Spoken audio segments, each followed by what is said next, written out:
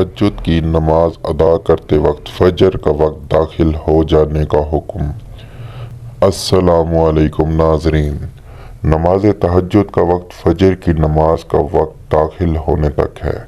جب فجر کی نماز کا وقت داخل ہو جائے تو اس کے بعد تہجد کی نماز ادا کرنا درست نہیں، اس لیے نماز تہجد کی نیت باندھتے وقت فجر کی نماز کا وقت مد نظر رکھنا چاہیے۔ البتہ اگر کسی شخص نے فجر کی نماز کا وقت داخل ہونے سے پہلے تہجد کی نیت باندھی، پھر اس کی ادائیگی کے دوران ہی فجر کی نماز کا وقت داخل ہو گیا تھا، تو ایسی صورت میں یہ تہجد کی نماز مکمل کر لے، یہ ادا ہو جائے گی۔ البتہ یہ تہجد فجر کی 2 رکعت سنتوں کی طرف سے کافی نہیں ہوگی، بلکہ اس کے بعد مستقل طور پر فجر کی سنتیں ادا کرنا ضروری ہوں گی۔